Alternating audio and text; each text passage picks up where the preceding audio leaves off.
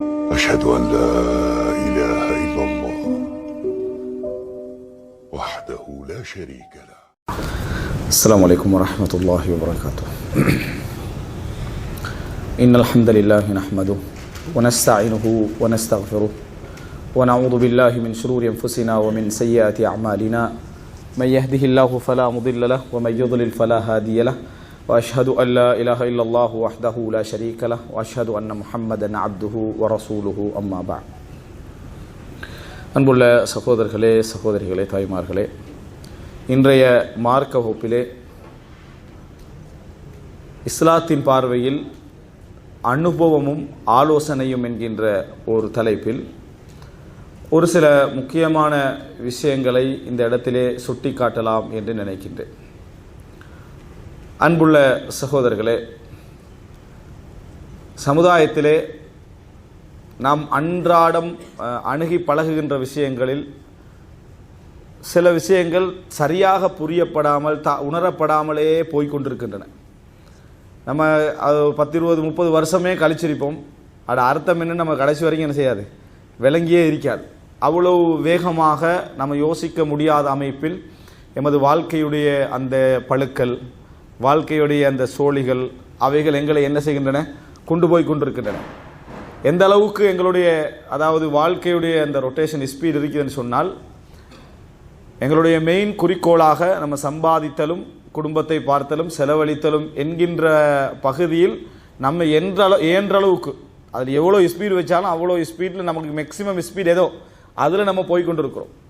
இந்த வாழ்க்கை வேகத்தில் சில விஷயங்களை நாங்கள் உணராமலே என்ன செய்கிறோம், கடந்து கொண்டிருக்கிறோம். இந்த ஸ்பீடுக்கு கிளையம்சங்களாக என்னென்ன தேவைகள் எங்களுக்கு இருந்தால் அதை பற்றி நம்ம யோசிப்பதற்கு இல்லை. இதை ஒரு குரூப் சரியாக யோசிச்சுன்னு சொன்னால் எங்களோட லைஃபே தலைகீழாக மாற்றிடலாம். எதை நாங்கள் யோசிக்காமல் அன்றாடம் தேவைப்படுகின்ற விஷயங்களை சில விஷயங்களுக்காக யோசிக்காமல் வேகமாக போய்கொண்டே இருக்கிறோம். ஆனால் யோசிக்க வேண்டிய சில கிளை அம்சங்கள் உண்டு, அதை நம்ம நின்று யோசிக்கிறது இல்லை. அதை ஒரு டீம் யோசிச்சு என்று சொன்னால் எங்களோட வாழ்க்கையில் ஈஸியாக அதை என்ன செஞ்சிடலாம், இன்ஜெக்ட் பண்ணிடலாம். நம்ம அதை என்ன செய்வோம், உள்வாங்கி போய்கொண்டு இருப்போம். காரணம், நம்ம அதை யோசிக்கிறதுக்கு தயாராக இல்லை. உதாரணமாக ஒரு சின்ன உதாரணம், சம்பந்தம் இல்லாத ஒரு உதாரணம் சொல்கிறதாக இருந்தால், எல்லாருக்கும் உள்ள ஒரு பெரிய பிரச்சனை என்ன, குழந்தைகளை பிள்ளைகளை கூட்டிகிட்டு போகிற டைமில் 1க்கு இருந்துடுறா 2க்கு இருந்துடுறான்னு ஒரு பகுதி இருக்குது. இதை பற்றி நம்ம நின்று யாராக யோசிப்போமா? யோசிக்க மாட்டோம். வாழ்க்கையுடைய வேகத்தில் இதை யோசிக்க டைமுக்கேன்னு போயிட்டு இருப்போம். நின்று யோசிச்சு கண்டுபிடிச்சி தான் பெம்பஸ். அதை போட்டு விட்டா உலகத்தில் எவனாலாவது அதை தவிர்க்க முடிகிறதா? தவிர்க்க முடியலை. காரணம் என்ன, நம்ம அந்த பகுதிகளை நின்று யோசிப்பதற்குரிய நிலைமையில் இல்லை. நாங்கள் வாழ்க்கையில் வேற ஒரு ஸ்பீடில் போயிட்டு இருக்கிறோம். ஸோ சின்ன சின்ன விஷயங்கள் எங்களுக்குரிய தேவைகளை யாராவது யோசிச்சான்னு சொன்னால் அது எங்களோட வாழ்க்கையில் மிகைத்தே ஆகும், சந்தேகம் கிடையாது. எங்களோட வாழ்க்கையை என்ன செய்யும், மிகைத்தே ஆகும். வண்டியில் போகிறோம், நம்ம ஒரு பிளேன்ட்டையோ அதை இதோ கொண்டு போக வேண்டியிருக்கும். அதுக்கு என்னடான்னு யோசிச்சுட்டு இருக்கிற டைம்லேயே பேப்பர் கப்பை என்ன செஞ்சுட்டான், அறிமுகப்படுத்திட்டான்னு வைங்களே, அதில் என்ன கேன்சர் இருக்குதா அது இருக்குதான்ற நம்ம யோசிக்க போகிறது இல்லை. உடனே உள்வாங்கி அதை கண்டினியூ பண்ணிக்கிட்டு. காரணம், எங்களுக்கு வேறு பகுதி அதில் என்ன இல்லை, அதை யோசிப்பதற்கான சந்தர்ப்பமும் டைமும் நமக்கு என்ன இல்லை. ஏன், நம்ம வேறொரு விஷயத்தில் யோசனையை கொண்டிருக்கிறோம். இதுதான் உலகத்துடைய நிறைய பேருடைய பலம். நாம் வளமைப்படுத்துவதற்கு பெரிதாக ஒன்றும் தேவையில்லை. அன்றாடம் திருப்பி திருப்பி வரக்கூடிய ஒன்றை நம்ம நிச்சயமாக யோசிக்க மாட்டோம். நம்முடைய இலக்கு வேறவாக இருந்து கொண்டிருக்கும். அந்த யோசிக்காத பகுதிகளை கொஞ்சம் யோசிச்சேன்னு சொன்னால், பிஸ்னஸ்லையாக இருந்தாலும் சரி, உலக விஷயங்கள்லையாக இருந்தாலும் சரி, பலம் பலகீனத்திலேயாக இருந்தாலும் சரி, அந்த பகுதியை ஒருவன் சரியாக யோசிச்சான்னு சொன்னால் லேசாக இன்ஜெக்ட் பண்ணிடலாம். அது லேசாக இன்ஜெக்ட் பண்ணிட்டு அது போய்கொண்டே இருக்கும். அதே வேகத்தில் நம்ம யோசித்து கொண்டும் இருப்போம், அது எக்ஸெப்ட் பண்ணிக்க நம்ம போய்கொண்டும் இருப்போம். எப்போ நம்ம உணர்வோம் என்று சொன்னால், அந்த கடைசி நிமிடம் இருக்குது, வாழ்க்கை நம்ம இனி ஓட தேவையில்லை, எல்லாம் செட்டில் ஆகிட்டாச்சு, வீடு கட்டிட்டாச்சு, அதாச்சு, இதெல்லாம் முடிஞ்சுது என்று நமக்கு ஒரு நாட்காலியை தந்து நீங்கள் அந்த பக்கமாக உட்காருங்கன்னு சொல்கிற டைம் இருக்குது. அப்போ தான் நம்ம நிறைய என்ன செய்வோம், யோசிக்க ஆரம்பிப்போம். அதுக்குரிய தொகுப்பு பேராகத்தான் நம்ம என்ன பேர் வச்சுக்கிறோம், அனுபவம். நம்ம பேர் வச்சுக்கிற அதுக்குரிய தொகுப்பு பேராகத்தான் என்ன வைத்திருக்கிறோம் என்று சொன்னால் அனுபவம். அனுபவப்பட்டு சொல்கிறேன் கேளு அப்படின்னு சொல்கிற வார்த்தையை நம்ம இந்த தவறுகளுடைய தொகுப்புடைய பேராகத்தான் நாங்கள் என்ன செய்திருக்கிறோம். பெரும்பாலும் அனுபவம் என்ற விஷயத்தை தவறுக்காக மட்டும்தான் நம்ம என்ன செய்வோம், யூஸ் பண்ணக்கூடிய ஒரு இடத்துக்கு நம்ம கொண்டு போய் இருக்கிறோம். இதை நம்ம யாருக்கு சொல்கிறோமோ அவன் என்ன இருக்கிறான், அவன் அதை விட ஸ்பீடாக இருக்கிறான். நம்ம என்ன ஸ்பீடில் வாழ்க்கையில் உழண்டு கொண்டிருந்தோமோ அவன் இருக்கக்கூடிய காலம் என்ன, அதை விட ஸ்பீடாக ஓட வேண்டிய காலம், அதை விட ஸ்பீடாக ஓட வேண்டிய காலம். அப்டேட் என்ற சொல்ல அதிகமாக கேட்கக்கூடிய காலம், வேர்ஷன் என்ற சொல்ல அதிகமாக கேட்கக்கூடிய காலத்தில் இருந்து கொண்டிருக்கிறான். அப்போ நீங்களே ஆலோசனை கேட்கவில்லை, இவன் உங்களுடைய ஆலோசனை கேட்கின்ற லெவலில் இருப்பானான்னு கேட்டால் என்ன? நிச்சயமாக இல்லை. எனவே அன்புள்ள சகோதரர்களே, மனிதன் தவறுகளுடைய தொகுப்புகளை மட்டும்தான் அனுபவமாக என்ன செய்கிறான்? புரிந்து வைத்திருக்கிறான். இப்போ எங்களுக்கு என்ன தேவை இதில் என்று சொன்னால், நம்ம இன்றையுடைய உரையினூடாக அனுபவத்திற்கு இஸ்லாம் கொடுக்கக்கூடிய அளவுகோல் என்ன, அனுபவத்துடைய இஸ்லாம் கொடுக்கக்கூடிய தரம் என்ன, தரம் என்ன, அனுபவத்தின் அடிப்படையில் வரக்கூடிய ஆலோசனையை எப்படி புரிந்து கொள்வது, எப்படி புரிந்து கொள்வது, அந்த ஆலோசனையை நாம் எந்த அளவு என்ன ஆதாரமாக அல்லது ஒரு ஒரு உறுதியாக எடுத்து பின்பற்றுவதற்கு மார்க்கம் சொல்கிறது. குறிப்பிட்ட வழங்கப்பட்ட ஆலோசனை அவர் அனுபவத்தின் அடிப்படையில் தந்தனா நம்ம வாங்கிட்டு பிழைவிட்டால் அதில் நம்ம பிழைச்சிட்டோம்னு சொன்னால் குற்றவாளி ஆலோசனை சொன்னவரா அதை எடுத்து நடந்தவரா, இது சம்பந்தமாக ஒரு விஷயத்தை நம்ம என்ன செய்யணும்? தெரிந்து இருக்க வேண்டும். அன்புள்ள சகோதரர்களே, எனவே முதலாவது ஒரு அம்சம், இஸ்லாம் முதலாக அனுபவத்தை ஏற்கிறதா, அனுபவம் என்கின்ற ஒன்றை ஏற்கிறதா என்பது நம்ம தெரிந்து கொண்டிருக்க வேண்டும். அன்புள்ள சகோதரர்களே, நல்ல முறையில் புரிந்து கொள்ள வேண்டும். அறிவும் அனுபவமும் சில இடங்களில் ஒன்றுபடுது, சில இடங்களில் ஒன்றுபடுது. ஏன்னா அனுபவத்துடைய விளைவு ஒரு இடத்துல அறிவாக இருக்கும். ஒருத்தருடைய தொடர் அனுபவத்துடைய விளைவு எதாமாகரும், அதை ஒரு விஷயத்தை அனுபவப்படுறாரு, இரண்டாவது விஷயத்தை அனுபவப்படுறாரு, மூன்றாவது விஷயத்தை அனுபவப்படுறாரு, அவருக்கு அங்கே என்ன ஏற்படுகிறது, என்ன கிடைக்குது? அறிவு என்று கிடைக்குது. ஆனால் இந்த அறிவு எப்படிப்பட்ட அறிவு? மற்றவன்கிட்ட சொல்லி பின்பற்றத்தக்க அறிவா, அது அவருக்கு மட்டும் உரியதா? யாருக்கு மட்டும்? அவருக்கு மட்டும் உரியதா? ஏனென்றால் நீங்க நம்ம பார்க்கலாம், சில சூழ்நிலைகள் சிலருக்கு 100% பொருந்தி போயிடும். அதே விஷயத்தை அடுத்தவனுக்கு அப்ளை பண்ணா பெரும் செய்யாது, அது சரியே வராது. எனவே இந்த அனுபவத்தை நாம் எப்படி புரிந்து கொள்வது என்கிற நேரத்தில் முதலாக நாம் தெரிந்து கொள்ள வேண்டும். ஒருவருடைய அனுபவம் என்பது, ஒருவர் தனது வாழ்க்கையுடைய ஓட்டத்தின் மூலமாக பெற்றுக்கொண்ட அனுபவம் என்பதற்கு கடந்த கால இஸ்லாமிய அறிஞர்கள் வைத்திருக்கக்கூடிய வரைவிலக்கணத்தை பார்த்தீங்கன்னு சொன்னால் ஒரு வயதிலே வச்சுக்கிறான், பிரிக்கிறான். அவங்க என்ன சொல்றாங்க என்றால், அறிவு 20லையும் தேடலாம், அனுபவத்துக்கு 40 வயது மினிமமாக வைத்திருக்கிறார். அனுபவத்தை ஒருத்தன் சொல்லணுமாக இருந்தா, அனுபவத்தை சொல்றேன்னா அந்த நம்ம பேசக்குள்ள உள்ள அனுபவங்கள் அது வேறு. ஒரு அனுபவம் என்கின்ற ஒரு வரைவிலக்கணப்படுத்தி ஒருவர் பேசுவதாக இருந்தால், எனது அனுபவம், உங்களது அனுபவம், அந்த அனுபவம் அது வேறு. நம்ம வார்த்தையில் சொல்ல எனது பெரியான அனுபவம் அதை சொல்லலை. இங்கே ஒரு பெரிய ஒரு ஆலோசனை, ஒரு துறை செய்ய போறோம், ஒரு விஷயத்தை ஏற்படுத்த போறோம், இவர் அனுபவசாலின்னு ஒரு ஆளை கூப்பிட்டு வச்சு சொல்றதாக இருந்தா எப்படி சொல்றது என்றதற்கு கடந்த கால இஸ்லாமிய அறிஞர்கள்ட்டுள்ள மினிமம் வரைவிலக்கணமாக எதிர்க்கன்னு சொன்னால் அவருக்கு என்ன இருக்கணும்? அட்லீஸ்ட் 40 வயதை கடைந்தவராக அவர் என்ன செய்ய வேண்டும்? இருக்க வேண்டும். அனுபவத்தை சொல்றதாக இருந்தால் அவர் எவ்வளவு பெரிய மனிதராக இருந்தாலும் சரி, ஒரு ஸ்கூலை நடத்தி 20 வருஷமா ஸ்கூலை நடத்துறாரு. எத்தனை வருஷமா நடத்துறாரு? 20 வருஷமா நடத்துறாரு. 35 வயசு தான் வைங்க, உதாரணத்துக்கா 35 வயசு தான் வைங்க. அவர் என்ன அனுபவம், இது எனது அனுபவம் அப்படின்னு சொல்லலாமா? இந்த அனுபவம்னு சொல்லலாம். அதை அனுபவமாக நாங்கள் கொள்ளலாமாக இருந்தால், கடந்த கால இஸ்லாமிய அறிஞர்களுடைய அந்த அறிவில் நம்ம என்ன பார்க்கிறோம்னா, அவர்கள் மினிமமா என்ன சொல்றாங்க? 40 வயது. எத்தனை வயது இருக்க வேண்டும்? ஒருவருக்கு 40 வயது தான் அனுபவத்தை சொல்லக்கூடிய ஒரு வயதாக அவர்கள் சொல்கிறார்கள். குர்ஆன் 40 வயதை எடுத்து சொல்கின்ற அந்த வார்த்தை அவர் என்னது? ஹத்தா இதா பலக 40 சனா, 40 வயதை அடைந்து விட்டால் குர்ஆன் 40ஐ தொகுத்து சொல்வதும், இது போன்ற பல காரணங்களை வைத்து 40 வயது தான் ஒரு மனிதன் என்ன செய்யலாம்? வாழ்க்கையை புரிந்து கொள்கின்ற வயது, வாழ்க்கையை புரிந்து கொள்கின்ற வயது, வாழ்க்கையை நல்ல முறையில் அவன் தெரிந்து கொள்கின்ற வயது என்ன? 40 தான் அப்படி என்றான். ஆனா அறிவை பொறுத்த வரைக்கும் நீங்க யார்கிட்டையும் என்ன செய்யலாம்? பெற்றுக்கொள்ளலாம். ஆனால் அனுபவ அறிவை பெற்றுக்கொள்வதாக இருந்தால் அவருக்கு அட்லீஸ்ட் என்ன செய்யணும்? ஒரு 40 வயதை அவர் அடைந்திருக்க வேண்டும் என்று சொல்றாங்க. இமாம் இப்னு தைமியா ரஹ்மத்துல்லாஹி அவர் 20 வயதிலே என்ன செய்தார்கள்? மார்க்க தீர்ப்பு வழங்கினார்கள், ஃபத்வா கொடுத்தார்கள், மிகப்பெரிய அனுபவசாலிகள்லாம் அவர்கிட்ட என்ன செஞ்சாங்க? படித்தார்கள். ஆனாலும் இதுக்கு தமிழ்ல சிம்பிளா ஒரு விஷயம் சொல்லுவாங்க, குட்டியாடு கொளுத்தாலும் வலுவழுப்பு என்ன செய்யாது? தீராத ஒரு பழமொழி என்ன செய்தார்கள்? சொல்லி வைத்திருந்தார். அவனா என்ன எல்லாம் கிடைச்சிருந்தாலும் சரி, இந்த வலுவழுப்பு தன்மை என்ன செய்யும்? இருந்து கொண்டே இருக்கும். அது உரிய ஏஜை தாண்டினால் தான் அதுக்கே பிரயோசனமா இருக்கும். ஒரு மனிதன் ஒரு 20 விஷயத்துல அனுபவப்பட்டுறான். எத்தனை வயசுக்குள்ள? 35 வயசுக்குள்ளே 20 விஷயத்துல அனுபவப்பட்டாண்டாலும் அவன் முடிவுக்கு வர முடியாது. அவனால் அதுல என்ன செய்யலாது? ஒரு டிசிஷனுக்கு வர முடியாது. 40 வயது தாண்டுகின்ற நேரத்தில் தான் அவனாலேயே இந்த 20 பிரச்சனையுடைய விஷயங்கள் அவன் ஒப்பிட்டு பார்த்து என்ன செய்யலாம், புரிந்து கொள்ள முடியும் என்பதனால தான் அனுபவிச்சிட்டாலேயே அது அனுபவ அறிவு என்ற இஸ்லாமிய அறிஞர்கள் என்ன செய்யலை, ஏற்றுக்கொள்ளவில்லை. இது முதலாவது பதிய வைத்துக் கொள்ள வேண்டும். நிறைய பேர்ட்ட என்ன இருக்குன்னா, அனுபவிச்சுட்டா அது என்ன அனுபவ அறிவு அப்படி என்ற மாதிரியான ஒரு சிந்தனை இருக்கிறது. ஆனால் அனுபவித்தாலே அனுபவ அறிவு அல்ல. அது நீங்க உங்களோட ரசனையை சொல்றதாக இருக்கலாம், உங்களோட புரிதலை சொல்றதாக இருக்கலாம். முடிந்த முடிவாக அது என்ன செய்யாது, மாறாது. எப்ப மாறும்? நீங்கள் 40 தாண்டிய பின்னால தான் இதையும் அதையும் ஒப்பிட்டு ஒரு முடிவை பெறக்கூடிய இடத்திற்கு அடைகிறீர்கள் என்பது சலஃப் உலமாக்கள் சொல்லக்கூடிய ஒரு முக்கியமான ஒரு செய்தி. எனவே முதல் விஷயமாக நம்ம என்ன புரிந்து கொள்ள வேண்டும் என்றால், அறிவு எல்லா வயசுலையும் தேடலாம். எல்லா வயசுல உள்ளவர்கள்ட்டையும் நம்ம என்ன செய்யலாம், பெற்றுக்கொள்ளலாம். எல்லா வயசு உள்ளவர்கள்ட்டையும் அறிவு உள்ள நம்ம ஆச்சரியப்படலாம். 25 வயசாக இருந்து இவ்வளவு அழகா என்ன செய்யறாரு, பேசுறாரு. 25 வயசாக இருந்து இவ்வளவு தெளிவா சொல்றாரு, இவ்வளவு விளங்குதே அப்படின்னு சொல்லலாம்.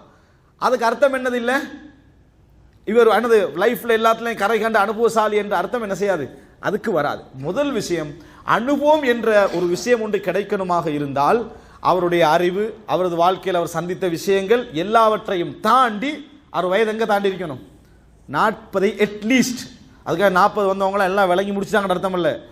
விளக்கத்துல ஆரம்பம் என்று அர்த்தம், விளக்கத்துடைய ஆரம்பம் என்று அர்த்தம் என்பதை நம்ம புரிந்து கொள்ள வேண்டும். எனவே அன்புள்ள சகோதரர்களே, அனுபவ அறிவு என்பதை ஒரு பிரச்சனையை நம்ம சந்தித்தால் அல்லது ஒரு பிரச்சனையை பலமுறை சந்திப்பதால் அல்லது ஒரு விஷயத்தில் நம்ம கூடுதலாக ஈடுபட்டதனால் கிடைக்கக்கூடிய அறிவு என்பதை நம்ம அறிவென்று நம்ம விளங்கிக் கொள்ளக்கூடாது. அதை நம்ம எப்படி புரிஞ்சு கொள்ள வேண்டும்?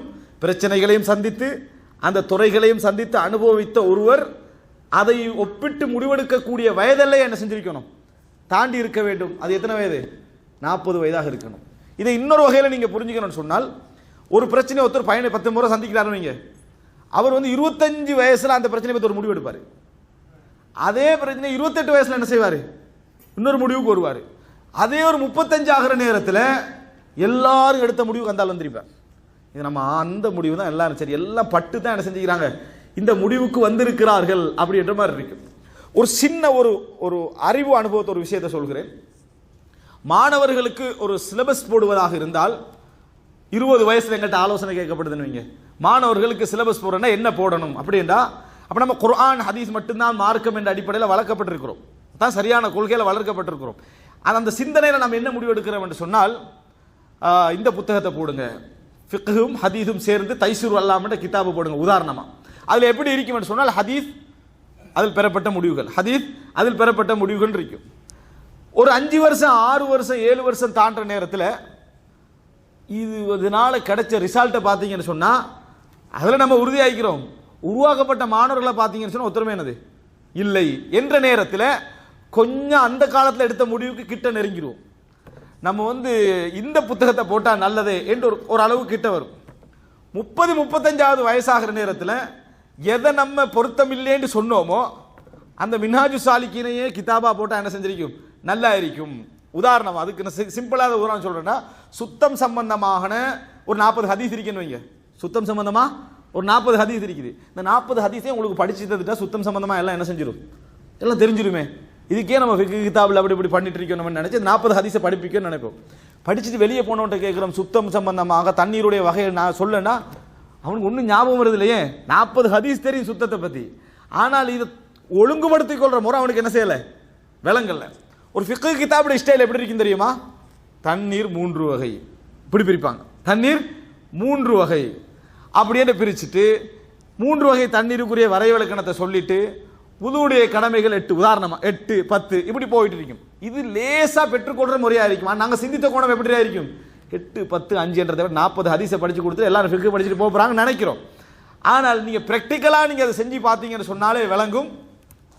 படிக்காதவர்களை உருவாக்குறதுக்கு ஒரு வழி மாறி அதை என்ன செய்யும் ஆகும். அல்லது குதர்க்கமான இஜ்திஹாத் செய்யக்கூடிய முஜ்தஹிதுகள் என்ன செஞ்சிருவோம், உருவாக்க மாதிரி ஒரு முடிவைத்தான் அதை என்ன செய்யுது தருது என்ற முடிவெடுத்து அதை முடிவெடுத்து அந்த வயசு வார நேரத்தில் அவன் என்ன எடுக்கிறான்னா, நம்ம அந்த பழசை அடுத்த முடிவு இருக்கிறது இந்த படிப்பித்தல் முறை அதுதான் சரி என்று. இப்போ அந்த வயசுல உள்ளவன் என்ன செய்வா, சிரிக்கத்தான் அவருக்கு நம்மளை பார்த்து என்ன சிரிக்கத்தான் முடியும்.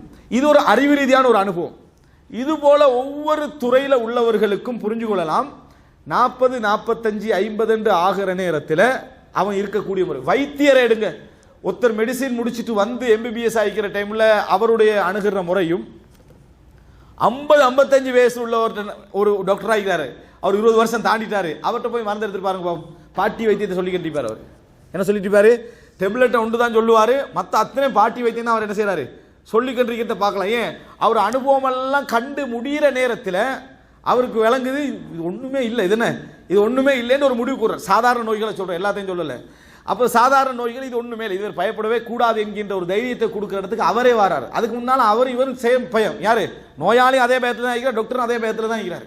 இந்த மாதிரியான அனுபவம் ஒரு மனிதனுக்கு வருவதற்கு இந்த பிராக்டிக்கலான அனுபவங்கள் எல்லாம் எதை காட்டுகிறது அப்படி என்று சொன்னால், நம்ம ஏற்கனவே சொன்னது போல 40 வயது என்றது இஸ்லாமிய அறிஞர்கள், அன்றைய கால அறிஞர்கள் 40 வயது என்று வைத்ததில் உண்மையுள்ள பிரயோசனத்தை என்ன செய்து காட்டுது. ஏன் ஒவ்வொரு மர்ஹலாலையும் ஒவ்வொரு மனிதன் ஒவ்வொரு முடிவில் போறான். ஒரு 25 வயசுல அதே பிரச்சனைக்கு வேற முடிவு எடுக்கிறான், 30 வயசுல அதே பிரச்சனைக்கு இன்னொரு முடிவு எடுக்கிறான், 35 வயசுல இன்னொரு முடிவு. 40க்கு பிறகு முடிவுகள் மாறுவது குறைவு. 40க்கு பிறகு அந்த முடிவுகள் அவனுக்கு மாற்றம் என்ன செய்யாது, வராது. 41, 40 அதுக்கு இளைஞர்கள் வைக்கக்கூடிய விஷயம் என்னன்னா புடிவாதமாவே இருக்கிறான்னு சொல்லி. என்னது வயசுக்கு வந்தவர் என்ன புடிவாதம், வயசாயிட்டார் தான் அதனால தான் புடிவாதம் ஆகிக்கிறான், வயசாயிட்டாரா அதனால என்னது அவர் புடிவாதம் ஆகிக்கிறாரான்னு சொல்லி. அப்படின்னா நீ வயசாகல அதான் மாறி மாறி கலரா என்ன செஞ்சிருக்குது இருந்துகிட்டு இருக்குது. அதுக்கு பிறகு அவர் ஒரு முடிவுக்கு வராரு, இதுதான் இதுக்கு அங்கே மாற்றத்துக்கு என்ன ஒன்றும் இல்லையே. 15 முடிவுகளை தாண்டி தான் அவர் அந்த முடிவுக்கு என்ன செஞ்சிருப்பாரு வந்திருப்பார். இவனும் இப்படித்தான் வருவான் அப்படி என்கின்ற இடத்துக்கு. எனவே முதல் அம்சம் அனுபவ அறிவு என்பது அறிவாக இருந்தாலும் கூட அறிவு வேறு, அனுபவம் என்பது என்னது வேறு. அனுபவத்துக்கு வயசு மிக முக்கியம், பிரச்சனைகளை சந்தித்திருத்தல் சூழல்களை சந்தித்திருத்தல் மிக முக்கியம் தான். அனுபவத்துக்கு எது மிக முக்கியம், வயசு மிக முக்கியம். அவர் எத்தனை பிரச்சனைகளை சந்தித்திருந்தாலும் சரியே. எனவே நீங்க எப்பயும் பார்க்க கூடாது அந்த துறையில் அவர் ஈடுபட்டு கண்டிக்கிறார், அந்த பிரச்சனையில் ஈடுபட்டு கண்டிக்கிறார், அதனால் அவருக்கு அனுபவம் இருக்குன்னு நினைக்க கூடாது. அனுபவம் என்றது முடிவு, அனுபவம் என்று இந்த ஆள் என்ன முடிவெடுக்க சொல்வான் என்றதுதான் சப்ஜெக்ட். அதுக்கு முடிந்த முடிவாக வர வேண்டும் என்றால் ஒரு குறிப்பிட்ட வயசு என்ன செய்திருக்க வேண்டும், தாண்டி இருக்க வேண்டும். அறிவை பொறுத்த வரைக்கும் நீங்க 15 வயசுல உள்ளவற்றை தேடலாம், 20 வயசு உள்ளவற்றை தேட அவன் அறிவு இருந்து கண்டிங்கன்னு சொன்னா யாரிடத்திலும் என்ன செய்யலாம் தேட முடியும் என்பதை முதலாக அனுபவத்துடைய வரைவிலக்கணமாக நாங்கள் புரிந்து கொள்ள வேண்டும். இதுக்கு புறம் அனுபவம் என்னன்னு கேட்டால் நம்ம மாறிடப்படாது. பிரச்சனையை சந்திச்சாலே அனுபவம் என்ன செய்யக்கூடாது நினைக்க கூடாது. அந்த பிரச்சனை 100 விதமான பிரச்சனைகள் முடிவெடுத்து விடுத்து பிழை கண்டு சரி கண்டு ஒரு குறிப்பிட்ட வயது அடைந்த பிறகு ஒரு முடிந்த முடிவு அவனுக்கு மாறுமே, அதுதான் என்பதை புரிந்து கொள்ள வேண்டும். இரண்டாவது அன்புள்ள சகோதரர்களே, இந்த அதாவது இப்போ நான் ஆரம்பம் சொன்ன ஒரு விஷயத்துக்கு இன்னும் மிக முக்கியமாக நம்ம தெரிந்து கொள்ள வேண்டிய இரண்டாவது ஒரு அம்சம் என்னன்னு சொன்னால், அனுபவசாலிகள் குழப்பிக்கொள்ளக்கூடிய விஷயத்தில் உண்டு என்ன தெரியுமா, அறிவை அனுபவத்தையும் குழப்பிக்கிறது. அனுபவசாலிகளே ஒருத்தன் அறிவு அடிப்படையில் முடிவெடுத்திருப்பான், ஆதாரத்தையும் குர்ஆனையும் சுன்னாவையும் அடிப்படையாக வச்சு ஒருத்தர் ஒரு முடிவு எடுக்கிறாரு, இவர் அனுபவத்தை போட்டு குழப்பிக்கிறது. அதில் ஒரு இளைஞன் ஒரு முடிவுக்கு வரான், மார்க்க அடிப்படையில் ஒரு செய்ய வேண்டிய ஒரு விஷயத்துக்கு ஒரு முடிவுக்கு வரான். இவர் என்ன செய்கிறது என்று சொன்னால் அனுபவ அடிப்படையில் இவருக்கு ஒரு பெரிய குழப்பம் என்ன செஞ்சு ஒரு பிஸ்னஸ் எடுங்களேன், ஒரு ஹலாலான ஒரு பிஸ்னஸ் எடுங்க. ஒரு பிஸ்னஸ் விஷயத்தில் அனுபவ அடிப்படையில் அவர் எங்கே முடிச்சிட்டாரு, அவரை பார்த்தா ஒரு பெரிய ஒரு ஃபெயிலியருக்கு என்ன செஞ்சிட்டாரு வந்துட்டார். ஒரு இளைஞன் என்ன செய்யறான்னு சொன்னால், நான் இந்த மந்த்லி சேலரிக்கெல்லாம் இருக்க விரும்பல, திஜாரா வியாபாரத்தை இஸ்லாம் என்ன செய்திருக்கிறது நிறைய ஊக்குவித்திருக்கிறது, அதில் நிறைய தவக்குலுக்கான வழி என்ன செய்யுது இருக்குது. பிஸ்னஸில் உண்மையில் என்ன இருக்குது, தவக்குலுக்கான வழி இருக்குது. மாத சம்பளத்தில் உள்ளவருக்கு பெரும்பாலான தவக்குள் ஹாஃப் ஆஃபாக தான் இருக்கும். எங்கே ஒன்று கம்பெனி மேலே, மற்ற ஹாஃப் அல்லாஹ் மேலே வச்சுப்பார். விளங்கிட்டா, ஏன் இவன் நஷ்டமாயினா நமக்கு என்ன அடுத்த கம்பெனி, இவன் நஷ்டமாயினா நமக்கு என்ன அடுத்த கம்பெனி. அந்த தவக்குளுடைய பவர் கொஞ்சம் குறைவாக இருக்கும். வியாபாரம் செய்கிறவன் 100 வீதம் யாரில் தவக்குள் வைக்க வேண்டியிருக்குது அல்ல. ஏன் இதை அவன் நஷ்டம் அடைஞ்சிட்டா யாரெல்லாம் நஷ்டம் வராமல் பாதுகாத்துக்கு, நஷ்டம் வராமல் பாதுகாத்துக்கல். எம்ப்ளாயிஸ் என்ன சொல்ற, துவா கேளுங்க, எனக்காக என்ன செய்யுங்க துவா கேளுங்க. அது இருந்தால் தான் இவர் அந்த தவக்குலோட வாழ முடிகின்ற ஒரு அம்சம் இருக்கும். இதனால தான் வியாபாரத்தை இஸ்லாம் பரக்கத்தன்னு சொல்லுது. வியாபாரம் பரக்கத்தன்னு சொல்றதுக்கு காரணம் அவன் நல்லாவே நம்பி இருக்க ஒரு விவசாயி மாதிரி. இப்போ ஒரு இளைஞன் ஒரு வியாபாரத்தில் ஈடுபட போறான், இவர் பிசினஸ்ல ஃபெயிலியர், 55 வயசு இருக்கு, எல்லா பிசினஸ் செஞ்சு ஃபெயிலியர், என்ன உட்கார்ந்துட்டு இருக்கிறார். இப்போ இவர் என்ன யோசிச்சுட்டு இருக்கிறாரு, நம்மளும் பேசாம ஒரு மாதாந்த ஊழியம் வாங்கக்கூடிய ஒரு தொழிலாளியாக இருந்திருக்கலாம். இது அவருடைய அனுபவம், இது அவருடைய அனுபவம். அவர் எப்ப அந்த அனுபவத்தை முன்வைக்க வேண்டும் தெரியுமா, அது அனுபவசாலிகள் புரிந்து கொள்ள வேண்டிய விஷயம். எப்ப அவர் அந்த அனுபவத்தை முன்வைக்க வேண்டும் என்று சொன்னால், மார்க்கம் இதற்கு எந்த ஒரு வழிகாட்டலும் செய்யாமல் ஜென்ரலா விட்டிருந்தா, எப்படி இருந்தா ஜெனரலா விட்டுருந்தான். மார்க்கம் வந்து வியாபாரத்தை தூண்டுது, சொந்த உழைப்பு என்னது தூண்டுது, கையுழைப்பை தூண்டுகிறது. அதுல வந்து நஷ்டத்தை எதிர்பார்த்து லாபத்தையும் எதிர்பார்த்து அஞ்சு வாழ்ந்து அதுல ஒரு பரக்கத்தை தேடுறத தூண்டுகிறது. இப்போ ஒருவர் வந்து வியாபாரம் செய்ய போறார், நீ அதுல பண்ணாத இதுல பண்ணுன்னு ஆலோசனை பண்ணுவது வேறு. வியாபாரத்துக்கு போயிராத அப்படின்னு ஒருத்தர் தனது அனுபவத்தை ஒருத்தர் கேட்கவில்லை என்று குறைப்பட்டார் என்று சொன்னால், இங்க நம்ம கவனிக்க வேண்டியது தெரியுமா, பொதுவாக இருந்து பார்க்கக்கூடியவர்கள் ஒருத்தர் வந்து கேட்கிறாரு, எங்க தந்தை இப்படி வானான்றாரு, நான் இப்படி செய்ய போறேன், என்ன செய்யறது அப்படின்னு கேட்டோம்னா நம்ம என்ன சொல்லணும், மார்க்க ரீதியாக வியாபாரத்தில் என்ன செய்கிறது, பரக்கத்து இருக்கிறது, உனக்கு அதுக்கான தைரியம் இருக்கிற நேரத்தில் தந்தையுடைய அனுபவத்தை நீ இதோட மிக்ஸ் பண்ண வேண்டிய அவசியம் உண்டு இல்லை. தந்தை வேண்டாம் என்று கட்டளையிட்டால் அது வேறு, அவர் அனுபவத்தை சொல்கிறாருன்னா அந்த அனுபவத்தை இந்த அறிவை நீங்க என்ன குழப்பிக்கொள்ள வேண்டிய அவசியம் இல்லை என்று தைரியமா என்ன செய்யலாம் சொல்லலாம். எனவே அன்புள்ள சகோதரர்களே, அறிவையும் அனுபவத்தையும் குழப்பிக்கொள்ள கூடாது. இந்த இடத்துல நான் சில விஷயங்களை நம்ம புரிந்து கொள்ள வேண்டும். சில தவறான அனுபவங்கள் எதனால வந்திருக்கும் நிறைய பேர் இருக்கின்ற, எல்லோரும் சரியான அனுபவசாலிகளும் அல்ல. இந்த சமுதாயத்தில் உள்ள எல்லோருமே சரியான அனுபவசாலிகளும் இல்லை. அவர்களை பார்க்கிறோம், மார்க்கமே இல்லாம, இஸ்லாம் இல்லாம, குர்ஆன் இல்லாம, சுன்னா இல்லாம வாழ்ந்து கண்டது அப்படி இந்த கண்ட மாதிரி வாழ்ந்து விட்டு ஒரு முடிவுக்கு அவங்க வந்திருப்பாங்க. இந்த முடிவுகளை கொண்டு வைத்து சரியான ஆதாரம் உள்ள அறிவுகளோடு ஒரு நாள் என்ன செஞ்சிடக்கூடாது, நாங்கள் அதாவது பிரச்சனைப்படுத்திக் கொள்ளக்கூடாது. இதில் இளைஞர்களும் தளர்ந்து விடக்கூடாது. நிறைய இளைஞர்கள் கேட்கிறாங்க, அனுபவத்தை நம்ம பெற்றுக்கொள்ளத்தானே வேணும், முதியவர்களுடைய ஆலோசனைகளை பெற்றுக்கொள்ளத்தானே வேண்டும், அப்போ இவங்க இப்படி சொல்றாங்களா, நான் என்ன செய்ய அப்படின்னு கேட்கிறாங்க. இந்த நேரத்தில் இவன் என்ன செஞ்சிடறான், தடுமாறிடுறான். சில இளைஞர்கள், பல்கலைக்கழகம் படிக்க போகின்ற இளைஞர்கள் ஆலோசனை கேட்குறாங்க, நாங்கள் ஒழுக்கமாக வாழணும், திருமணம் முடித்துக்கொண்டே அந்த பல்கலைக்கழகத்தில் படிக்கலாம்னு முடிவெடுக்கிறேன், எனக்கு வந்து என்ன செய்யலாம், ஓரளவுக்கு அதை மெயின்டைன் பண்ணலாம், ஆனால் படிப்பு கற்றுமென்ற அனுபவம் என்ன செய்கிறாங்க சொல்கிறார்கள், என்ன செய்வது அப்படின்னு கேட்குறாங்க. இப்போ உங்கள்கிட்ட கேட்டால் நீங்களே என்னது ஏதாவது ஒன்று சொல்லிடுவோன்னு என்ன செய்யக்கூடாது, சொல்லக்கூடாது. எங்கள்கிட்ட தெளிவான மன்ஹஜ் இருக்க வேணும், கேட்குறவனுக்கு என்ன பதில் சொல்லணும். இஸ்லாம் என்ன சொல்றதை முதலா பார்க்கணும். யா மஅஷர ஷபாப் மன் இஸ்ததா மின்குமுல் பாஅத ஃபல்யதஸவ்வஜ், உங்கள் எவருக்கு திருமணம் முடிக்க சக்தி இருக்கிறதோ அவர்கள் திருமணம் முடிக்கட்டும். ஃபைன்னஹு அகது லில் பஸர் வ அஹ்ஸனு லில் ஃபர்ஜ், அது அவரது பார்வையை தாழ்த்தும், கற்பை என்ன செய்யும், கட்டுப்படுத்தும் என்றான். இப்போ உங்களுக்கு ஹதீஸ் கிடைச்சிட்டு, யாரோ ஒரு பட்ட அனுபவமோ 40 பேர் சொல்ற அனுபவத்தை அவனுக்கு என்ன செய்யக்கூடாது, இப்போ நீங்க சொல்லக்கூடாது. எவர் அனுபவத்தை சொன்னாலும் சரி, நீ என்ன சொல்லணும், இஸ்லாம் இதை சொல்கிறது. எனவே நீங்க உங்களோட சூழல்ல முடிக்கிறது எந்த விதமான தவறும் உங்களுக்கு இல்லை, நிச்சயமாக உங்களுக்கு பாதுகாப்பாகத்தான் வரும் என்றதை நாம் நிறுத்தினோம் என்று சொன்னால் தான் அனுபவத்துக்கான சரியான கட்டுப்போட்டு அர்த்தமாகிறோம். இல்லைண்டா அனுபவத்தின் பேர்ல என்ன செஞ்சுட்டு இருப்போம், எல்லா அறிவையும் என்ன செய்வோம், குழி தோண்டி புதைத்து கொண்டிருப்போம். இதுதான் நம்ம தெரிஞ்சு கொள்ள வேண்டிய விஷயம். அன்புள்ள சகோதரர்களே, இரண்டாவது அம்சம், என்றைக்கும் ஆதாரபூர்வமான அறிவையும் அனுபவத்தை என்ன செய்யக்கூடாது, குழப்பிக்கொள்ளக்கூடாது. அனுபவத்துக்கு அல்லாவிடமிருந்து ஆதாரம் கிடையாது. அனுபவத்துக்கு அல்லாவிடமிருந்து உனது அனுபவம் சரி, உனது அனுபவம் பிழை என்றதுக்கு எந்த விதமான ஆதாரமும் இல்லை. அனுபவத்தை பொறுத்த வரைக்கும் வயசுக்கும் அந்த பிரச்சனையை சந்தித்த மனிதருக்கும் கொடுக்கப்படுகின்ற ஒரு மரியாதை. எனவே அது எப்பொழுதுமே தவறென்று தெரிந்து கொள்வதற்குரிய அந்த உரசி பார்க்கும் இடமாக எதிர்க்கணும். குர்ஆனும் ஹதீஸும் என்ன செய்ய வேண்டும், இருக்க வேண்டும். குர்ஆனுக்கும் சுன்னாவுக்கும் முரணான ஒரு நிலை இருக்குமாக இருந்தால், குர்ஆன் சுன்னாவுக்கும் முரணான ஒரு நிலை இருக்குமாக இருந்தால், முடிந்த ஒரு அறிவுக்கு அது முரணான நிலையை இருக்குமாக இருந்தால், அந்த அனுபவம் அவர் அளவில் சரியாக இருக்கலாம். ஆனால் நாங்கள் பின்பற்ற வேண்டிய விஷயம் அல்ல. நாளை மறுமையில் அல்லாஹ் கேட்க போற நேரத்தில் அவருடைய அனுபவத்தை நீ பின்பற்றினால் என்ன செய்ய போறதில்லை, கேட்க போவதில்லை. இது இரண்டாவது தெரிந்து கொள்ள வேண்டிய விஷயம். மூன்றாவது சகோதரர்களே, அனுபவசாலிகளை பொறுத்த வரைக்கும் அனுபவசாலிகளுக்கும் ஆலோசனை கேட்பவர்களுக்கும் இடையில் ஒரு பெரிய போராட்டமே இருக்குது. எப்பயும் அது என்ன போராட்டம், இது இந்த சினிமா கலாச்சாரம் வந்த பின்னால மிகவுமே பாதிக்கப்பட்டது. நீங்க பார்க்கலாம், சினிமா பெற்றோர்களுக்கு என்றைக்கும் என்ன ஒரு மரியாதை கொடுத்து, பெரியவர்களுக்கு மரியாதை கொடுத்து பேசுகின்ற சூழலில் சினிமா இருக்காது. அது எல்லாமே என்ன செய்யும், ஒரு தவறான ஒரு போக்கில் இருக்கும். இளைஞர்கள் எப்படி ஆயிட்டாங்கன்னா, அந்த பண்பாட்டிலாக பேசுகிற வார்த்தைகள் எப்படி இருக்குது. நாங்கள் ஒரு முதியவரை கிழவர் என்று சொல்றதை என்ன செய்யணும், யோசிக்க வேண்டிய ஒரு சமுதாயத்தில் நாம் இருந்து கொண்டு இருக்கிறோம். அது இது என்று பேசுகிற அளவுக்கு விளங்கிட்டா.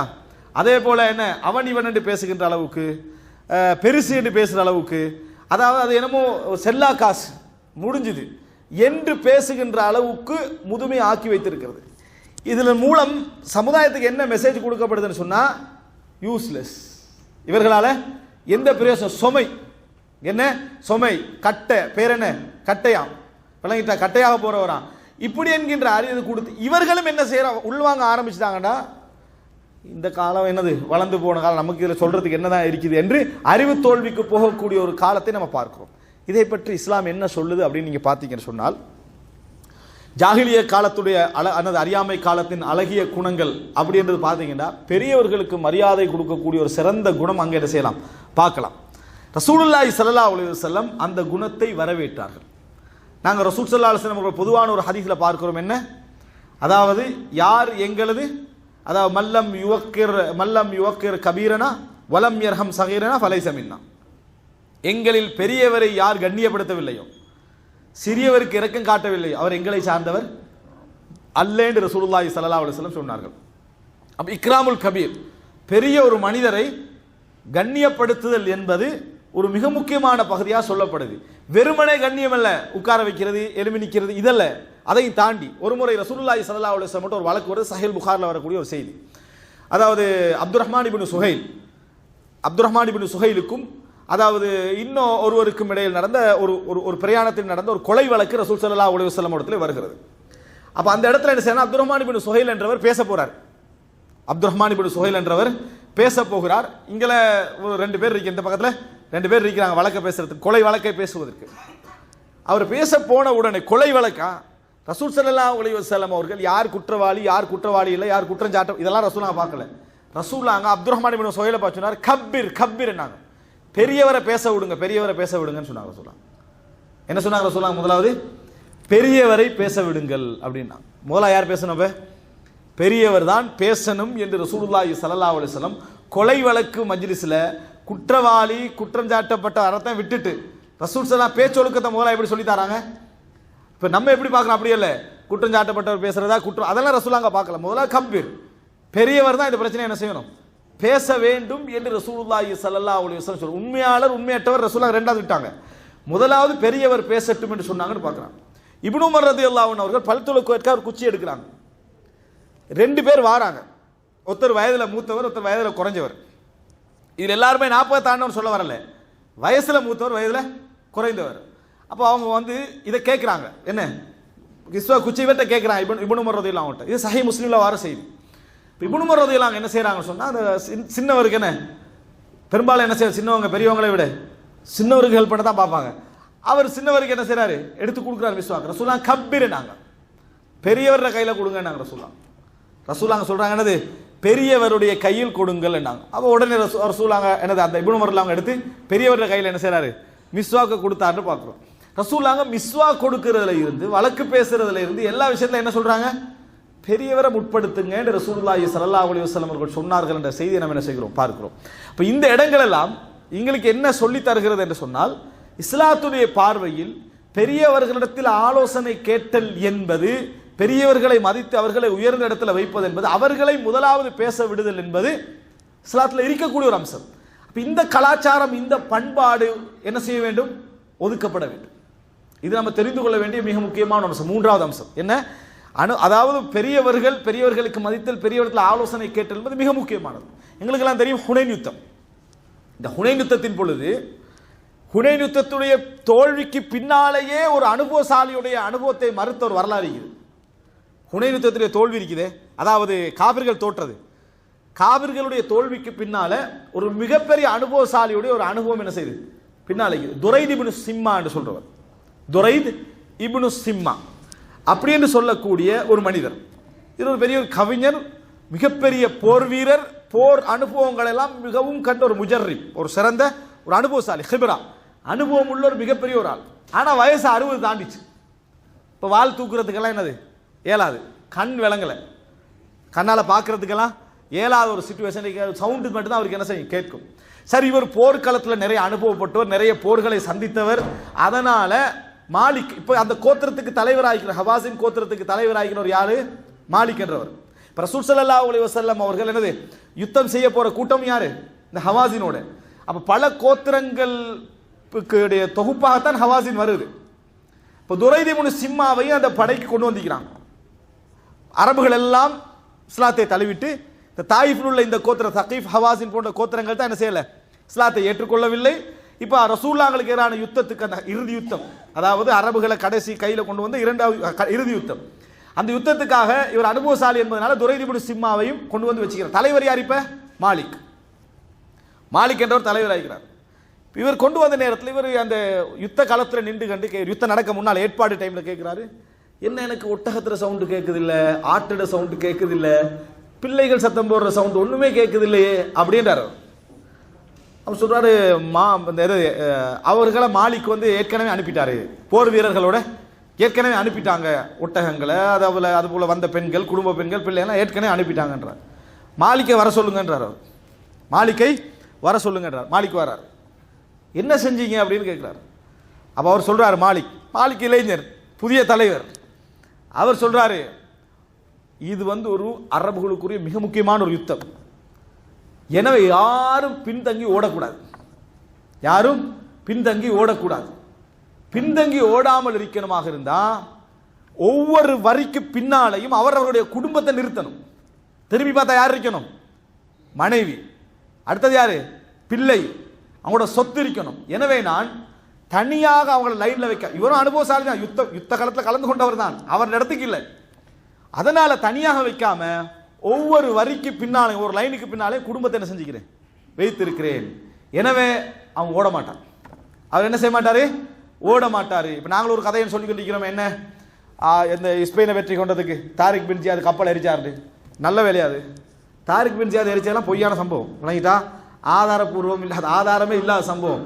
பார்த்தாரா நைட்டில் கப்பல் எல்லாம் எரிஞ்சிட்டு இருந்துதான். அதாவது இஸ்லாமிய சமுதாயம் ஒரு படையுடைய பொருளாதாரத்தை, ஒரு கப்பல்னா சாதாரணமாக வரைக்கும் அத்தனை கப்பலை எரிச்சு என்னன்னு கேட்டதுக்கு என்ன? யாரும் ஓடக்கூடாது, ஒன்றில் வீர மரணம் என்னது, அல்லது இங்கே வெற்றி என்னாங்களா? நம்ம வீர மரணம் தான் அப்படி நம்ம நினைக்கிறோம்.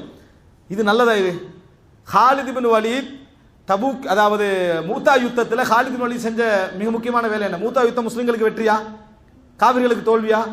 அல்லது காவிர்களுக்கு ரெண்டுமே இல்லை, கூட்டத்தை காப்பாற்றி கூட்டிட்டு வந்து சேர்த்தாரு. யாரு? காலித் இப்னு வலீத். இப்போ இந்த தாரிக் பின் ஜியாத் சொல்லப்படுற வரலாறு மாதிரி இருந்துக்க, ஒட்டகத்தை எல்லாம் அறுத்துட்டா முடிஞ்சுக்க, எல்லாம் முடிஞ்சு. யார் முடிஞ்சு? எல்லாருமே முடிஞ்சுன்னு ஆகிரும். அதே போல தாரிக் பின் ஜியாத் சம்பந்தமாக சொல்லப்படுறது பொய்யான சம்பவம், ஆதாரம் இல்லாத சம்பவம், அந்த கப்பல் எரிச்சதெல்லாம்.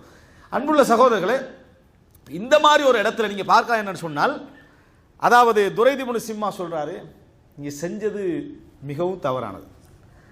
ஓடுறவனை குழந்தையும் தடுக்காது, புள்ளையும் தடுக்காது, பொன்னாட்டியும் தடுக்க மாட்டான்டா. அவர் சொல்றாரு என்னது? ஓடணும்னு ஒருத்த முடிவு எடுத்துட்டான்னு வைங்களே, மனைவிக்கு மேலால் ஓடுவான மாதிரி சொல்றாரு அவர், விளங்கிட்டா? ஓடணும்னு அவர் அந்த வார்த்தை அதுல வரல. அவர் சொல்ற ஒத்த முன்ஹசிம், ஓடணும்னு முடிவு எடுத்துட்டானா அவனை ஓட வைக்கிறது எது? மரண பயம். மரண பயம் ஓட வைக்கிறதுல என்ன மனைவிக்கிறாரே சாவும் என்ன செய்ய மாட்டான், சாக மாட்டான். என்ன பிள்ளைக்கிறான சாவன் சாக மாட்டான். எப்படியா நீ தப்பி வச்சு நான் முதல்ல ஓடுறேன்னு என்னது, அவன் ஓடத்தான் பார்ப்பான். நீங்க செஞ்சது நல்ல ஒரு வேலை இல்லையே அப்படின்றாரு. நீங்க செஞ்சது நல்ல ஒரு வேலை இல்லையே. அதனால வெற்றி பெற்றால், வெற்றி பெற்றான்னு வைங்களே, மனைவியை பின்னால நிறுத்தினதுனாலோ புள்ளைய நிறுத்தினாலோ வெற்றி பெற்றிக்க மாட்டான். அவனோட வாழும் குதிரையால தான் வெற்றி பெற்றி பாண்டார். வெற்றி பெற்றான், நீ தோத்தா ஓடக்கூடாதுன்னு வைக்கிறாய். வெற்றி பெற்றான் அவன் வாழாலையும் குதிரையாலும் தான் வெற்றி பெற்றிப்பானே தவிர மனைவிக்கிறான் அதனால எப்படியா வெற்றி பெறுவோம், பிள்ளைக்கிறான் அதனால எப்படியா வெற்றி பெறுவோம்னு எவனை என்ன செஞ்சிருக்க மாட்டான், வெற்றி பெற்றிருக்க மாட்டான் அப்படின்றாரு. சரி, அடுத்தா கேட்கிறாரு, எத்தனை பேர் இங்க வந்திக்கிறான், எந்தெந்த கோத்திரங்கள் வந்திக்கிறாங்கன்னு கேட்கிறாங்க. அதனால அதுக்கு முன்னால் இன்னொன்று சொல்றாரு, அதனால நீ செஞ்சிருந்தா மிகவும் நல்லது என்னடா, குடும்பங்களை எல்லாம் கொண்டு போய் மலை அடிவாரங்கள்ல, மலை உச்சிகள்ல, அங்கங்கெல்லாம் எனது பாதுகாப்புக்கு வச்சுட்டு குதிரைகளை கொண்டு போய் நீங்க யுத்த காலத்துல போய் ஃபேஸ் பண்ணிருக்கலாம். தோற்றால் உங்களோடு முடிஞ்சிடும், குடும்பங்கள் என்ன செஞ்சிடும், காப்பாற்றப்பட்டுடும். வெற்றி பெற்றால் எல்லாரும் சந்தோஷமா என்ன செய்யலாம், இருக்கலாமே அப்படின்றாரு. அடுத்த கட்டத்தை கேட்கிறாரு துரைத் இப்னு சிம்மா கேட்கிறார். அடுத்த கட்டத்தை என்ன? அடுத்தது அதாவது மற்றவர்கள், அதாவது மற்ற கோத்திரங்கள் எங்கன்னு கேட்கிறாங்க. மற்ற கோத்திரங்கள் எங்கன்னு கேட்கிறாங்க. இல்ல இவங்க வரல, கிலாபு வரல, இவங்கெல்லாம் வரலன்றாங்க. எல்லாரும் வரலன்றா குழந்தைகளை போல இவர்களை கொண்டு போய் நீங்க என்ன செய்யுது, இவர்களை போய் நீங்க யுத்தம் செய்ய போறீங்களே, அவர்கள் வந்து என்ன ஒரு புத்திசாலித்தனமான ஒரு முடிவை எடுத்து தான் ஒதுங்கிக்கிறாங்க. வரும் வரைக்கும் நாங்கள் ஒதுங்கி இருக்கலாம், இந்த யுத்தத்தில் நம்மளே முன் தலைமையேற்று போகாம இருந்திருக்கலாமே அப்படின்றார். அதுக்கு மாலிக் கடைசியா சொல்றாரு, மாய மூடிட்டு என்னது, அமைதியா உட்கார வேண்டியதுதான். லக்கது கபிர்த வ கபிர சின்னு, நீ கிளடாகி விட்டாய், வயசும் போச்சு உனக்கு. வ கபிர அக்குலுக், புத்தியும் என்ன செஞ்சுட்டு இப்படியே கிளடாகி போய்விட்டது, உட்கார வேண்டியது அமைதியாக. அப்போ அதிலே வருது என்னன்னு சொன்னால், இந்த ஆலோசனையை கேட்டு தன் தலைமைத்துவம் பொருத்தமில்லை என்பதை மற்றவர்களுக்கு காட்டிக்கொள்ள யார் விரும்பவில்லை? இவர் விரும்பவில்லை. அதனால அடக்கி வச்சிட்டாரு. துரைத் இப்னு சிம்மா சொல்றாரு, இது போன்ற யுத்தத்தை நான் கண்டதும் இல்லை, இந்த யுத்தத்திலிருந்து நான் விலகி நின்றதும் இல்லை என்றார். கவிதை, நல்ல கவிஞர் அவர். இது போன்ற ஒரு யுத்தத்தை நான் கண்டதும் இல்லை, இந்த யுத்தத்திலிருந்து நான் விலகி நின்றதும் இல்லை அப்படின்றான்.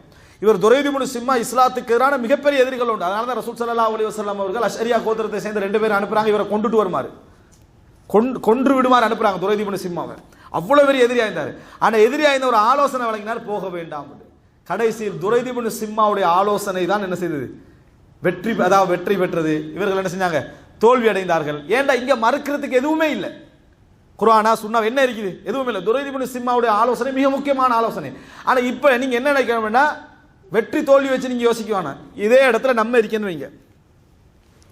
இப்படிதான் இதுல யுத்த அனுபவத்தோட கேள்வி கேட்டா தான் அதுக்கு பதில் சொல்லலாம். இதே இடத்துல நம்ம இருந்தா முதலாவது துரைத் இப்னு சிம்மா நீங்க சொல்றாங்க சரியா, நம்ம போய் விளங்கிட்டா, ஏன்னா நம்ம யுத்தத்துட்டு ஓடுற இடமே நம்ம முதல்ல இருப்போம்.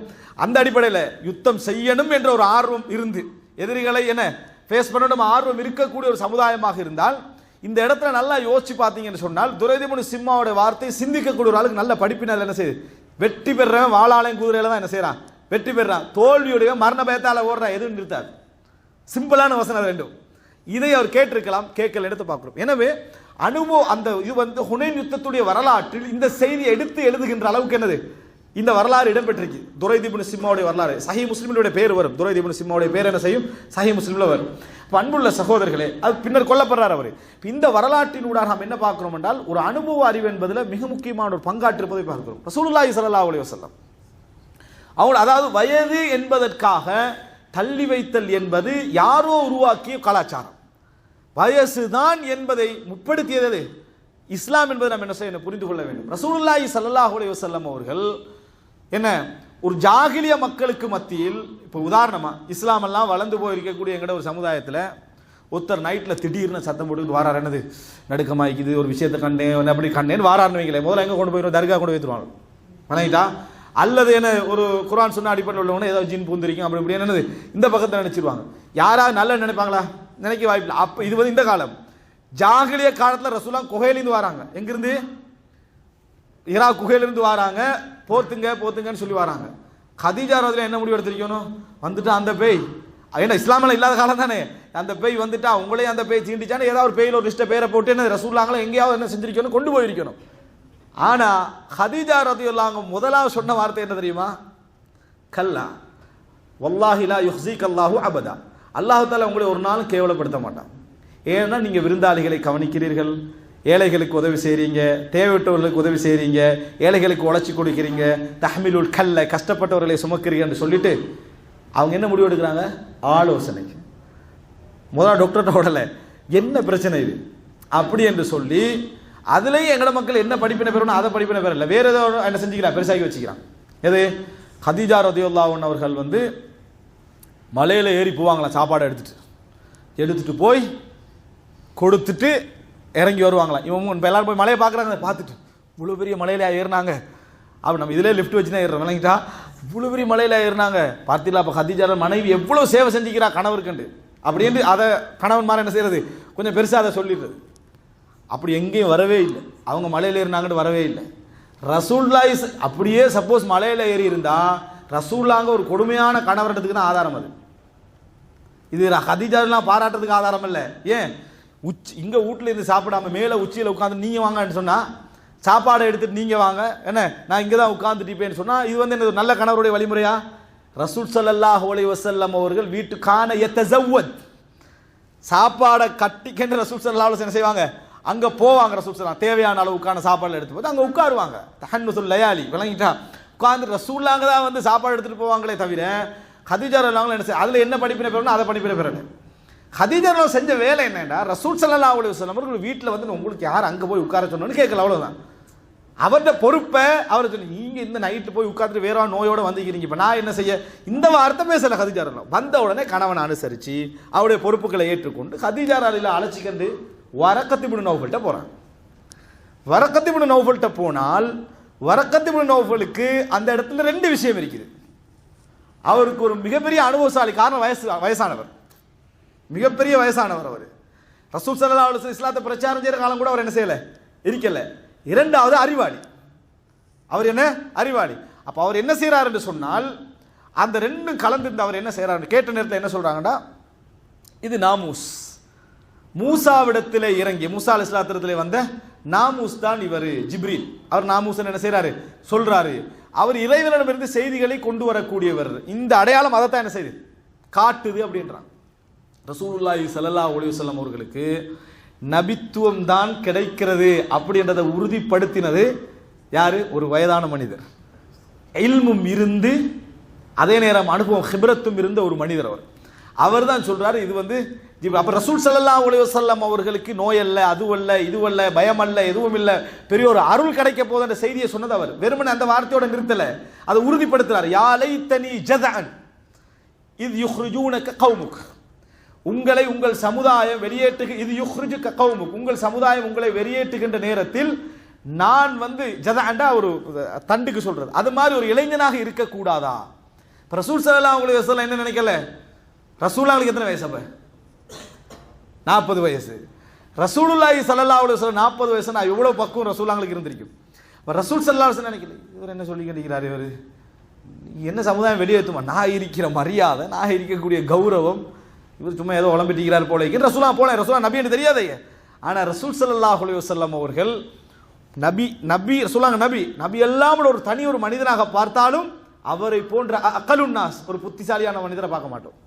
அக்ரமுன்னாஸ் கண்ணியமிக்க ஒரு மனிதரை என்ன செய்ய மாட்டோம், பார்க்க மாட்டோம். அப்படியான அறிவு அக்கல் கொடுக்கப்பட்ட நபி ரசூல் ஸல்லல்லாஹு கேட்கிறாங்க, அவ முஹ்ரிஜியஹும், என்னை அவர்கள் வெளியேற்றுவார்களான்னு கேட்கிறாங்க. சொல்றாங்க வெளியேற்றுவார்கள் என்று சொன்னால் வரக்கத் இப்னு நௌஃபல். அப்ப அந்த இடத்தில் ரசூலுல்லாஹி ஸல்லல்லாஹு அலைஹி வஸல்லம் ஆச்சரியம், 13 வருஷம் இவ்வளவு பேர் எடுத்து என்னை வெளியேற்றுவார்களான்னு அவருடைய அனுபவ அறிவை ரசூலுல்லாஹ் நம்பினாங்க, அவருடைய வார்த்தையை ரசூலுல்லாஹ் நம்பினாங்க, அவருடைய இல்ம ரசூலுல்லாஹ் என்ன செய்தார்கள், நம்பினார்கள் என்பதை நாம் என்ன செய்கிறோம் பார்க்கிறோம். எனவே அன்புள்ள சகோதரர்களே, நிச்சயமாக ஒரு அனுபவசாலியுடைய அறிவு பல இடங்களில் தவறிழைத்தாலும் கூட அது உனக்கு நிறைய நஷ்டங்கள் என்ன செய்யாது, கொண்டு வந்து சேர்க்காது என்பதை நாம் என்ன செய்கிறோம் இந்த மாதிரியான செய்திகள் இன்று பார்க்கிறோம். இல்லை வரக்கத் இப்னு நௌஃபல் எந்த ஆதார அடிப்படையில் ஹதீஜாலாம் போனா ரசூலுல்லாஹ் போனாங்க, எங்க குர்ஆன் வசனம் இருக்குதா, ஹதீஸ் இருக்குதா, வரக்கத் இப்னு நௌஃபல்ட்ட போகணும் என்று இல்லையே.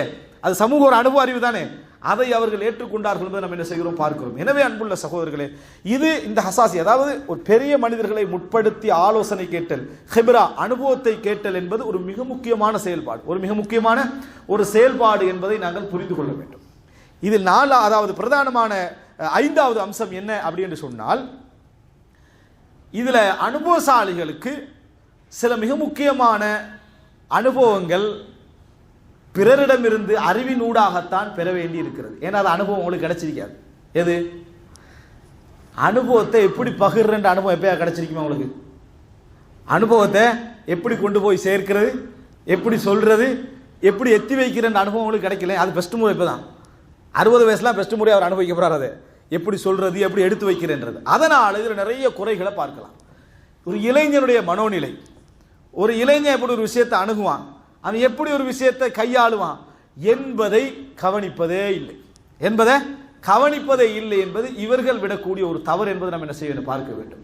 அன்புள்ள சகோதரர்களே, இளைஞர்களை பொறுத்த வரைக்கும் நாம் என்ன சொல்லுவோம், ரத்தம் துடிதுடிப்பாக இருக்கும், வேகமாக இருக்கும். அதை சொல்லி தான் மட்டம் தட்டுறது. இப்ப எல்லாம் துடிதுடிப்பான ரத்தம் ஓஞ்ச உரை தான் வழங்குனது.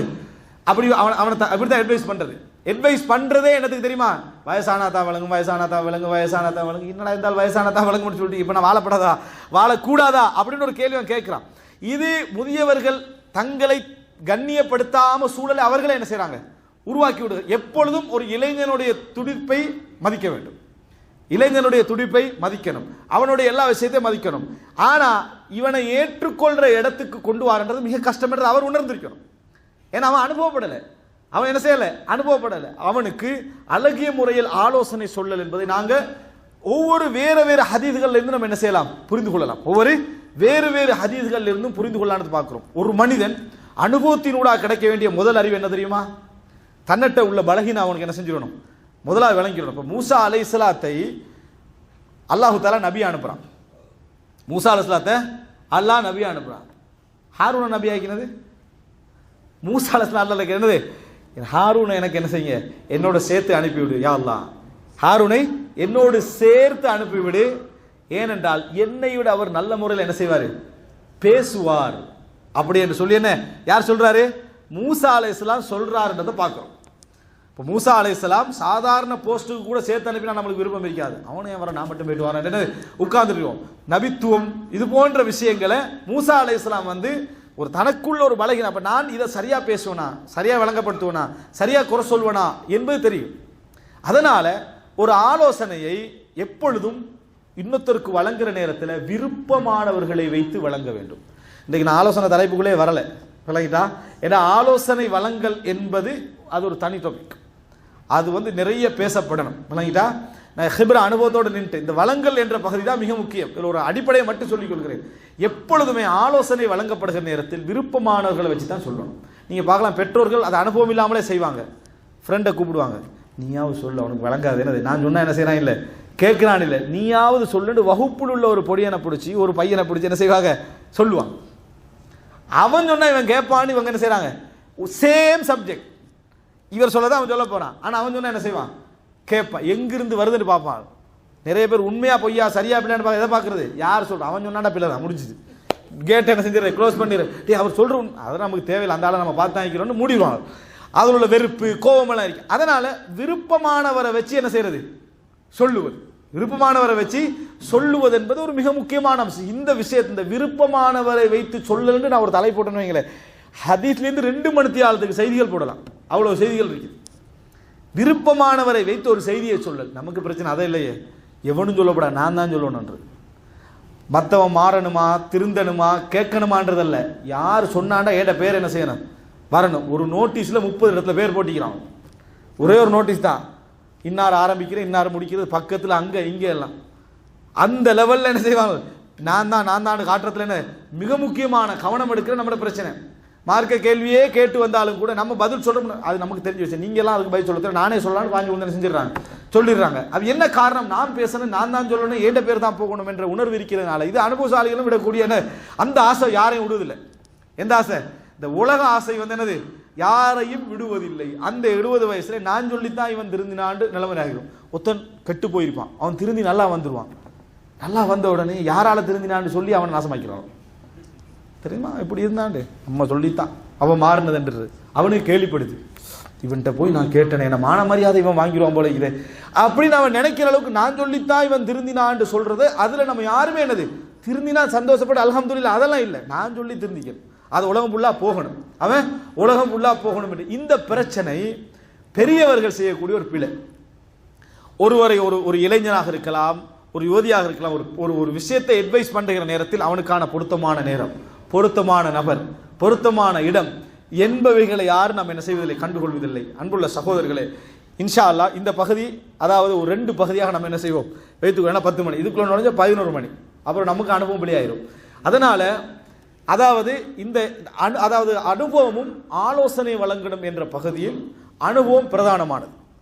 அனுபவத்துடைய வரைவிலக்கணம் என்ன, அனுபவம் வழங்கக்கூடியவர்களுக்கு இஸ்லாம் கொடுக்கக்கூடிய மரியாதை என்ன, வயதில்லை என்ன, அனுபவத்தை எந்த அடிப்படையில் நம்ம ஒரு அணுக வேண்டும், ஆதாரத்துக்கும் அனுபவத்துக்கும் உள்ள டிஃபரன்ஸ் இதை நம்ம தெரிஞ்சுக்கிட்டோம்.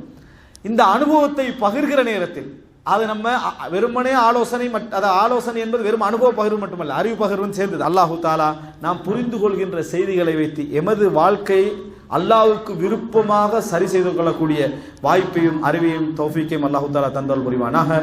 ஹாதா மா இந்தி வல் இல்மு இந்தல்லாஹ் வ அகூலு கௌலி ஹாதா வ அஸ்தக்ஃபிருல்லாஹ் லி வ லக்கும்.